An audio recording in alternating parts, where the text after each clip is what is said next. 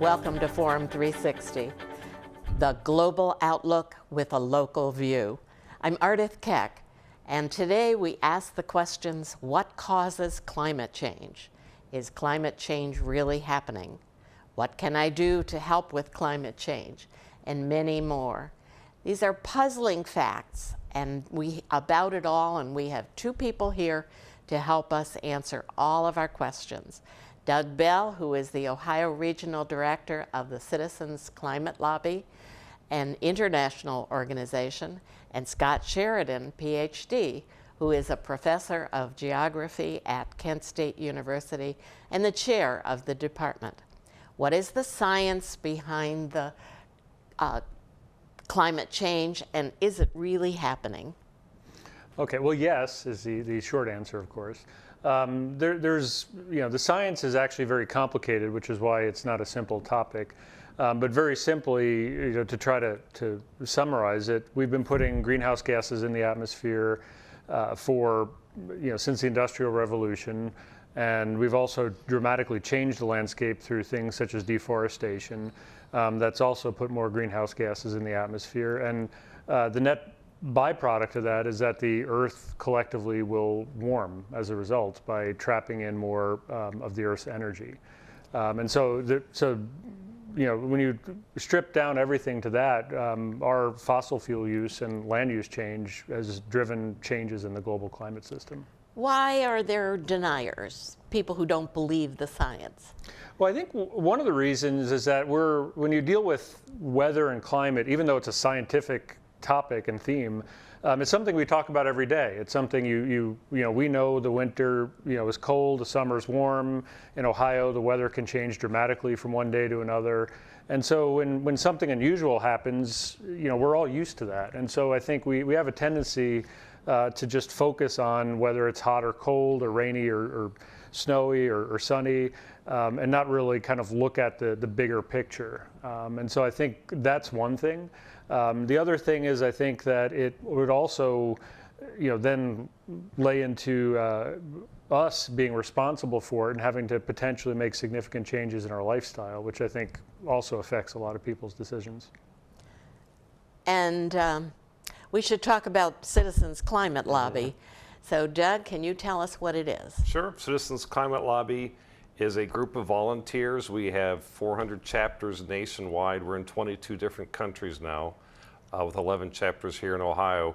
And what we do is we're building the political will so that the U.S. Congress will address climate change. We write letters to the editor, op-eds, we do speeches, we have tabling events at festivals, Walmarts and parades. We will meet one-on-one with community leaders such as business owners or faith leaders or sustainability directors at a corporation. And all this, we're talking up global warming and making it important.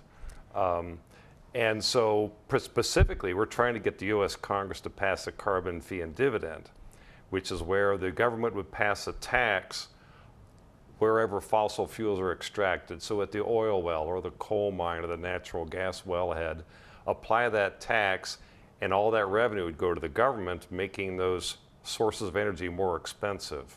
And hopefully people will start to change their behavior and companies will start to change their behavior.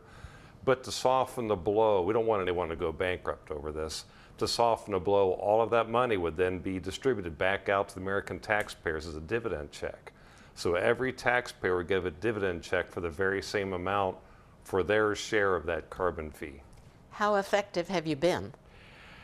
Can you Actually, tell? we're very effective. Our organization is very moderate, very middle of the road, very bipartisan, and we'll take credit for this. We created what's called the Climate Solutions Caucus in the U.S. House, which yesterday we added 2 more. We have 74 House representatives, 37 Republicans, 37 Democrats, who have said they believe in global warming and they want the federal government to do something about it. And a lot of people don't believe 37 Republican members of the U.S. House would make that statement, but it's been a long haul. It's been about 10 years, but that's where we are now. Yay. Yeah. Is warm weather a sign of climate change? Well, I mean, I think collectively, yes. I mean, I always am a little bit too hesitant to try to say one warm day or something of that sort is a sign of climate change, because then you'll have a cold day, which you could say is a sign that it's not happening. And so I think, we had a pretty cold winter here, and much of March and April was relatively cool, but that's, there's variability. And there's also a lot of scientific evidence to say that extremes are going to become more common. So not just hot extremes, but cold extremes. And that's one of the reasons why, we kind of switched from talking about global warming, where you emphasize the warm, to climate change, where you talk about the overall shifts. Yeah, I think the global warming people say, well, it's not warm today. Yeah. The way I talk about it is global warming is the root problem, and climate change is the symptoms of the root problem. And that's why we can have an extremely cold winter day, but it's due to climate change because the jet stream is changing its pattern. So we prefer climate change, and I think it's also important to look at trends. If we look at the weather last month in Ohio, it may not be that different, but if we start looking at temperatures worldwide over the last 150 to 200 years, back to the beginning of the industrial age, it's unmistakable that the Earth is getting warmer. What can we see? What impact do we see here in Ohio? Well, you can see impacts in a number of areas. For one of the clearest ones is that we've had a lot more heavy rain events. I know this is not something as dramatic as other places in the world, but the number of very heavy rain days here has gone up, especially over the last couple of decades. You might not believe it from this past winter, but there has been downward trends in ice cover and shorter winters in certain circumstances. We've also had warmer springs and falls, and kind of generally longer warm seasons. So the absolute hottest heat waves might not be that much different here, but there's a lot of things around the edges of the warm season that have changed. It's interesting, we do a lot of work with farmers, and they tend to be politically conservative, so they won't talk about global warming, but they'll say, I'm planting my crops 3 weeks earlier than I was 20 years ago, or we're seeing more insects than we were 20 or 30 years ago. So the agriculture economy in Ohio, which is actually, I didn't know this till recently, the biggest industry in Ohio, much bigger than steel or cars or anything like agriculture. Per gross domestic product is the biggest. And they're seeing the impacts already. The farmers are seeing impacts to their ability to grow and harvest crops. What are the biggest impacts of climate change across the world? Well, one of the biggest drivers of negative impacts on humans have been changes in precipitation, and particularly issues of drought. There's a number of studies that have looked at global political pressures, and there's arguments to be made that the crisis in Syria got worse because of the drought that happened right before all the political tensions. There's studies that have shown that you have more migrants crossing from one country to another when the weather's extreme. So there's a lot of impacts if crops fail or there's water shortages that force people to migrate. And so that's why when we talk about climate impacts, even though we can look locally, I like to think globally, because if there's large-scale migration or political discord because of climate change, that affects everyone, including us. And so that's a big issue that we can see. Mm-hmm. All right.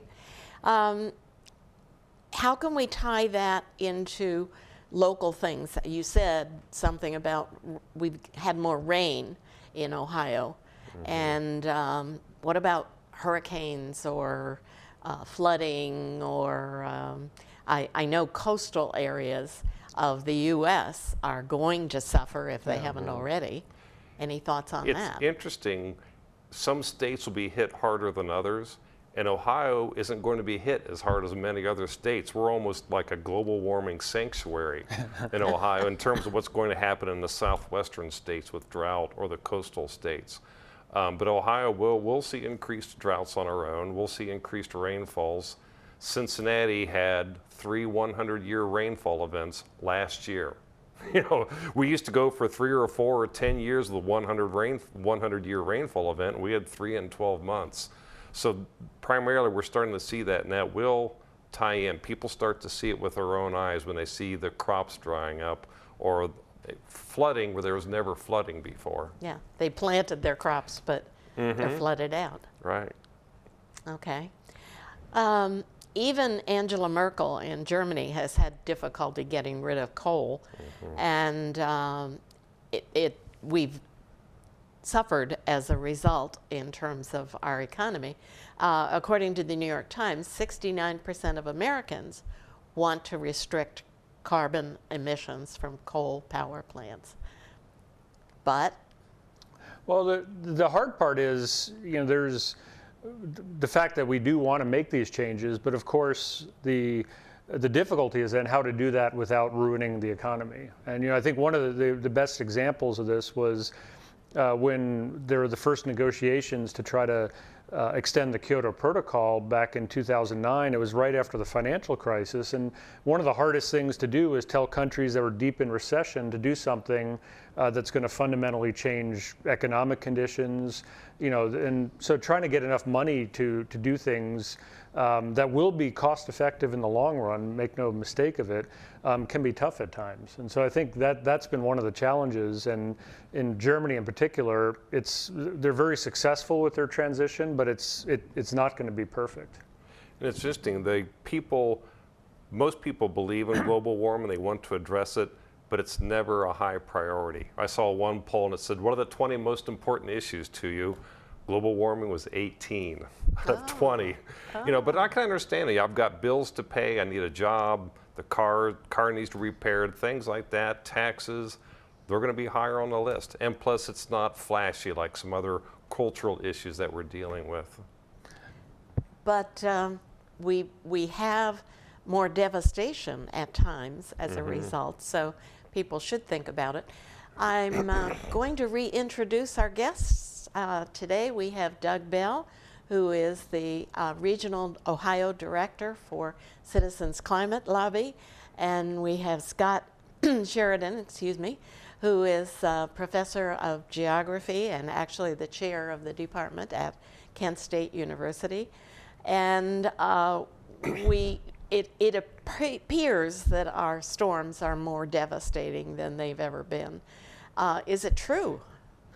Well, part of it, there is globally an increase in devastating storms, but one of the other things is that we're also not the brightest in terms of actually what we do. You can look at examples of building along the coastline where you see floods come, and then what happens? We rebuild along the coastline. And so I think part of it is climate change. Part of it is not really having the forward thinking. You can look at how many barrier islands where we've built massive amounts of infrastructure, and those are not permanent features of the landscape. And so I think part of it is the devastation that can be more intense, and we've seen higher wind speeds and a lot of hurricanes, which can translate into greater devastation. But a lot of it is also just our behavior.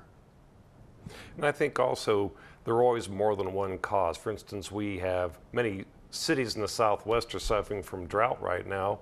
Part of it is global warming. The snowpack isn't as high as it was 50 years ago.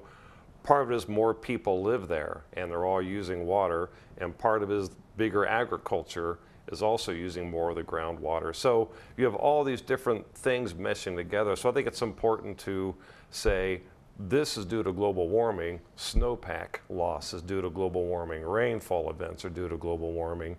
And when you start getting into the more tactical things like water shortages, it gets a little trickier at that point. But there are the temperature, you look at the temperatures and then you look at the carbon dioxide levels, and the trend is just swooping up. They're both just unmistakable. So you have to be real careful about what you attribute to global warming.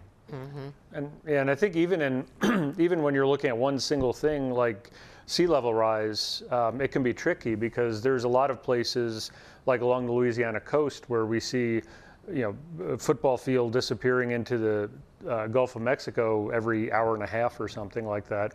But it's not just rising seas, it's also that when they channelize the Mississippi River, they stop the sediment from replenishing, and so the seas are rising, but the land is also sinking. And so even where you're just looking at one phenomenon, you actually do have multiple things going on at once, which makes it quite tricky to explain. And one thing I think that helps to look at is to look at populations or cities. If we have a migration of a population, well, that's probably due to the climate change. Or if we see cities starting to empty out and shut down due to lack of water, due to high temperatures. Many areas of the Middle East are seeing temperatures 10, 15 degrees Fahrenheit higher, and some cities will become unlivable in the next 10 years. And that is global warming, and that we can just point right to that one. Most of Florida will disappear by a certain date, and I don't know what that date is. Well, you can already see now they have more what they call sunny day floods, which is where a lot of the roads that are only a foot or so above sea level, or what was sea level, now will flood on days without storms. And it's become more and more regular. And so I think, before you see Florida wholesale disappear, what you do see is, these intrusions that we call nuisance floods, because it won't kill 1,000 people, but it'll start damaging infrastructure. And so we already do see that in a lot of places, such as in Miami Beach. Yeah, Miami Beach is fighting sidewalks and Right. the road Yeah. along the shore filled all the time. Yeah. And it's starting to damage the economy. We're starting to see insurance companies back away from those areas. They're not insuring houses in certain areas anymore. On the real estate market in certain areas of Florida are also being damaged because who wants to buy a house where it's going to flood? So it is, we're starting to see that too. It is damaging decisions that companies and people make. I saw an article just yesterday or today that they were looking at changes in housing prices in Florida, and they did it by elevation, and they showed that the houses that were only a few feet above sea level, the values were not increasing nearly as much as houses that are 15 feet or safer places. And so I think people are actually starting to vote with their feet and their wallet, and not putting as high a demand on it. But it's a long process. Well, there's a lot of real estate that will be Right. affected. We're talking about the wet, but we should talk about health concerns, because climate change has effects on health concerns. What would that be? There's a lot of impacts that are both direct and indirect. I mean, you could look at effects that are direct, such as more heat waves, or floods or damaging hurricanes or things of that sort. But you could also look at it from an indirect sense, which is you could look at things like agriculture, as we talked about, which could become more precarious. There's also vector-borne diseases where, like the malarial mosquito can expand into greater ranges in places, if the temperature goes up, which could then increase the number of vulnerable people. And so there's a lot of ways we could look at it in that sense as well. And then all the pressures that creates and the trickle-down effects too. And heat waves do kill massive numbers of people. They had a heat wave in Europe, I think it was 2006. Something like 45,000 people died of heat stroke. They had one in Pakistan just a couple of years ago, and several tens of thousands of people died. And it's unfortunately that's not on the headline because it's not fancy, it's not a sexy topic, but the heat waves will kill tens of thousands of people. I know at past seasons, I have not had to use the air conditioner more than twice maybe in a summer. But then in the last few seasons, I've had to use it almost all the time because we're over 90 degrees. Right, and that does have an impact on the economy. And one of the things, I've studied, done some research on heat events and impacts, and one of the things we don't think about is the impacts on the power system, and that, when do we use the most electricity are the days when it's hottest, which means that you can have power outages. And so there's a lot of cases where, you think about, you turn on the air conditioner because it's hot out, but then what if everyone turns it on and there's, a power outage, and then we're totally reliant on technology that's not there. But if we're talking about really bad results decades away, should we really be worried about it now? I would say they're already here. And we talked about the heat waves in Europe and the agriculture industry in Ohio changing. What a few hundred people died in a fire in California this past summer. I forget the exact number, but the impacts are already here, and we just need to look at them and identify them. And I think that's why the percentage of Americans who believe in global warming in the last 5 years has gone from like 60 to 70%, because people are starting to see the evidence and they believe their eyes. And I think it's also important to realize that, when we talk about carbon emissions, this isn't something that we can change tomorrow. I mean, no one, we're not going to do that. It won't happen, and it can't happen. And so the transitions that we need to make are decades in the making. As you said, it took a decade to convince how many people. 10%. So not just politically, then actually making changes to more renewable energy, reducing consumption, improving building efficiency so that you don't need to cool homes as much. Those are all things that take decades, to do on a big enough scale. And so I think we have to think about that, because it's not something that will ever have a simple solution. And it's encouraging, though. We're seeing politically more Republicans and conservatives are believing on global warming now. It used to be there was zero. And now there's something called a Climate Leadership Council, which is led by George Shultz, who was Ronald Reagan's Secretary of State, and James Baker, who was his Treasury Secretary, and several other Republicans. 6 months ago, 22 college Republican clubs stated their belief in human-caused climate change. So we're starting to see this brick wall of resistance among Republicans and conservatives start to crack and break apart. And then as I said, they're starting to see the evidence with their eyes. We're seeing more and more of them come over. And is there something the government can do now? Well, I think we start to see, one of the benefits, it's a double-edged sword, but one of the benefits of our system here in the U.S. is that we do have a lot of states that have power, and cities. And so I think we tend to look at the federal government because that makes the most headlines, but you can look at regional initiatives, like there's the Regional Greenhouse Gas Initiative in the Northeast, which has been very successful in cutting emissions from power plants. You can look at the state of California, which has been a leader in terms of chronicling how much greenhouse gases are being emitted and regulating it. And so I think those states and cities can be models eventually for other places. Federally, Citizens of Climate Lobby, we'd love to see them pass a carbon fee and dividend at the federal level. But to piggyback onto that, we're seeing many states look at carbon taxes or a cap and trade program. I think Washington State has a carbon fee and dividend on the ballot for November. So if the federal government doesn't act, state and local can. Many corporations and companies are demanding a renewable energy source before they'll move a building to a new state or a plant, particularly the internet firms. And so corporations are starting to have a massive impact that way. What can I, as a citizen, do? I recycle. I drive 2 hybrid cars. They're not electric, but they are hybrid. Is there something we should talk about in terms of the average citizen? I'd like to talk about 2 things, because one surprises many people. The one thing we can do with our lifestyle that makes the biggest difference is to eat less meat. Cows are a huge source of methane, which is a form of greenhouse gas. So, the platinum levels to go vegan, no meat, no eggs, no dairy, and that's asking a lot, and I'm not there. Gold is vegetarian, or at least cut out the 4-legged animals, get it down to poultry and fish. The other thing, interesting enough, food waste is a huge source of methane, so you want to eat those leftovers, or you want to compost. The other thing people could do, the second, is political activism. Write a letter to your congressman, send them an email, because they do take notice. It does change their behavior when more and more of their constituents are paying attention to global warming. They will take notice and they will move.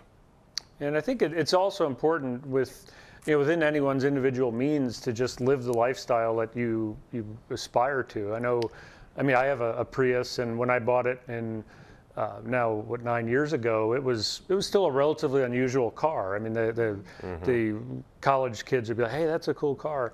Now you see bumper stickers, cool Prius, said no one ever, because it's become so common that they're not sexy anymore, they're not interesting anymore.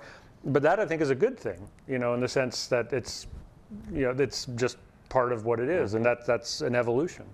Very accepted. Yeah. Yes, Well, maybe we're making some changes. That's right. I think we are. Yeah.